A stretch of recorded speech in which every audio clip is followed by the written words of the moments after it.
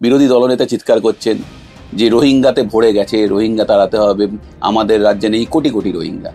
আমি আপনাকে বলছি, আপনি খোঁজ নিয়ে দেখবেন বা আপনি নিশ্চয়ই জানেন, বাংলাতে 22,500 জন রোহিঙ্গা রয়েছে। এটা কেন্দ্রীয় সরকারের রিপোর্ট, কেন্দ্রীয় সরকার বিজেপির কেন্দ্রীয় সরকারের রিপোর্ট হচ্ছে 22,500 জন। তাই জন্য তার ফলে বিরোধী দলনেতা যেভাবে বলছেন কোটি কোটি, সেটা ভিত্তিহীন কথা। বিস্ফোরণ হয়েছে আমার দেশে, দিল্লি হলেও ওটা তো আমারই দেশ, আমার দেশের রাজধানী। এবং আমি যতই বিজেপি বিরোধী মানুষ হই না কেন, আমি কিন্তু সবসময়, যখন আন্তর্জাতিক ক্ষেত্র হবে, আমি কিন্তু সবসময় আমার কেন্দ্রীয় সরকারকে সমর্থন করব। নমস্কার, রাষ্ট্র টিভি বাংলা আপনাদের সকলকে স্বাগত। এই মুহূর্তে আমাদের সঙ্গে রয়েছেন কংগ্রেস মুখপাত্র সুপ্রতীপ সরকার। দাদা, আপনাকে রাষ্ট্র টিভি বাংলার পর্দায় স্বাগত। নমস্কার। প্রথমেই আপনাকে প্রশ্ন করব যে রাজ্যের বিভিন্ন জায়গায় আমরা দেখছি এসআইআর নিয়ে বিভিন্ন সময় তোলপাড় হচ্ছে এবং বিভিন্ন ক্ষেত্রে কিন্তু বিভিন্ন মানুষকে ভুল বোঝানো হচ্ছে, যার জন্য পরিস্থিতি উত্তপ্ত হচ্ছে। কি বলবেন? দেখুন, এসআইআর এখন আপনি সর্বত্র গেলে এটাই শুনতে পারবেন, সে চায়ের দোকান থেকে শুরু করে ইউনিভার্সিটির ক্যাম্পাস। কিন্তু আমি মনে করি এটা এসআইআর এর থেকে যত বেশি, তার থেকেও আমার মনে হয় এসআইআর এর নাম ভারিয়ে এটা এনআরসি হচ্ছে।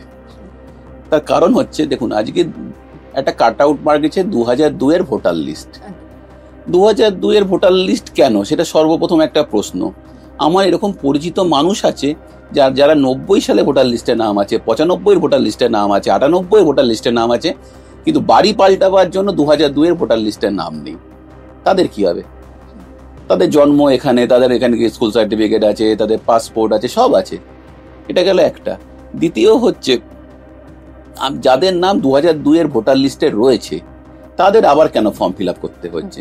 তাদের তো বাই ডিফল্ট শিফট হয়ে যাওয়া উচিত। এর পিছনে একটা বড় খেলা আছে, সেটা আমরা এখন সরাসরি দেখতে পাচ্ছি না, আগামী দিন দেখতে পাবো বলে আমাদের বিশ্বাস। আর দেখুন, এই ঘটনা তো আজকে শুরু হয়নি, এটা শুরু হয়েছিল এই যে আমাদের প্রত্যেকটা ডকুমেন্টস যে লিঙ্ক করেছি আমরা, প্যানের সাথে আধারের লিঙ্ক, ভোটের সাথে প্যান, এগুলি কিন্তু এনপিআর, এর মাধ্যমে সমস্ত তথ্য কেন্দ্রীয় সরকারের হাতে গেছে। তারপরেই শুরু হয়েছিল এনআরসি। প্রচুর বিক্ষোভের ফলে এনআরসিটা করতে পারেনি, তখন এনআরসির নাম ভারিয়ে এসআইআর হচ্ছে। এটাই হচ্ছে ঘটনা।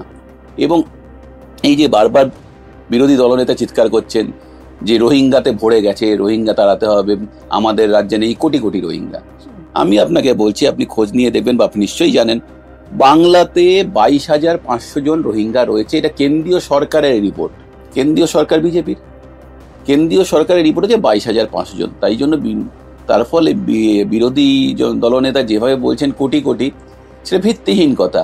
একদমই। এই যে রোহিঙ্গার কথা যে বারবার বলা হচ্ছে, এই জন্যই কিন্তু আমরা সাধারণ মানুষের কাছে পৌঁছে গিয়েছিলাম এবং সাধারণ মানুষ যাদের জন্ম এখানে, আমরা কিন্তু তাদের সঙ্গে কথা বলার চেষ্টা করেছিলাম। এবং বহু মানুষ আছেন যারা কিনা হয়তো বাইরে থেকে এসেছেন, দীর্ঘদিন আগে এসেছেন, আগে ভোটার লিস্টে নাম ছিল, বর্তমানে ভোটার লিস্টে নাম নেই, এমন মানুষের সঙ্গে কথা বলতে গিয়েছিলাম। এবং সেখানে গিয়ে কোনো কারণে বেশ কিছু মানুষ তারা কিন্তু উত্তপ্ত পরিস্থিতি তৈরি করে এবং সেখান থেকে কিন্তু আমাদের উপর অ্যাটাক হয়। বারবার মিডিয়ার উপর অ্যাটাক আমরা দেখতে পাই। দেখুন, যারা উত্তপ্ত পরিস্থিতি তৈরি করছে তারা চাইছে পশ্চিমবঙ্গে একটা অস্থির বাতাবরণ তৈরি করা। এগুলো সব ইচ্ছা করে করা। উত্তপ্ত পরিস্থিতি কোনো ব্যাপার তো নেই, তার ডকুমেন্টস দাগিয়ে দেওয়া হচ্ছে যে সাংবাদিকরা যাচ্ছে রোহিঙ্গা খুঁজতে, সাংবাদিকরা যাচ্ছে বাংলাদেশে খুঁজতে। আজকে দেখুন, আজকে বিরোধী দলনেতা এমন ভাষা প্রয়োগ করেছে যার ফলে বাংলার পরিস্থিতি উত্তপ্ত হয়ে গেছে। এবং আমি বলছি নাম করে, বিজেপির কিছু লোক, যেমন আমরা অনেক প্রচুর ঘটনা দেখতে পাচ্ছি, সরস্বতী ঠাকুরের মূর্তি ভেঙে দেওয়া হলো, কোন লোক যখন ধরা পড়লো সেই একজন হিন্দুই ধরা পড়লো।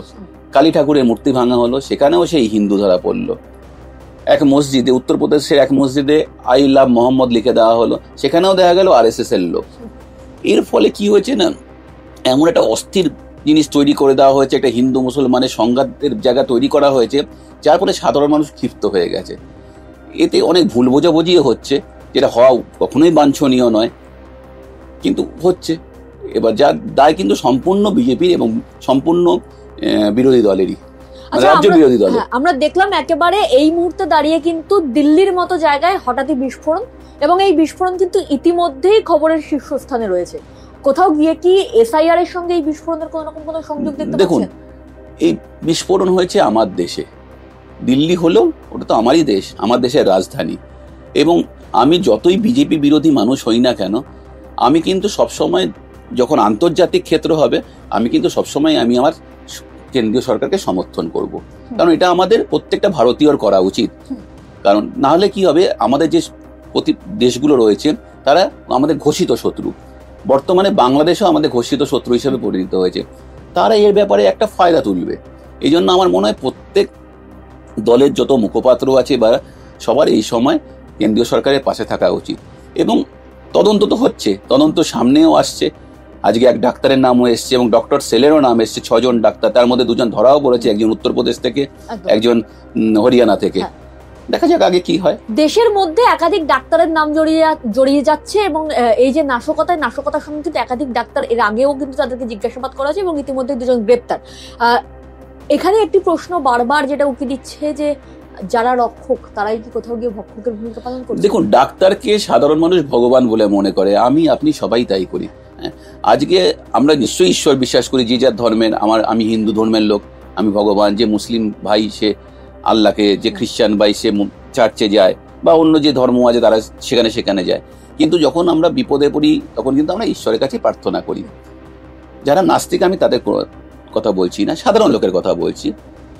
এবং আমরা কিন্তু তাদের চোখে দেখতে পাই না কখনোই, কিন্তু আমরা চোখে দেখতে পাই কাকে? ডাক্তারকে। সেই জন্য ডাক্তারকেই আমরা দ্বিতীয় ভগবান হিসেবে মানি।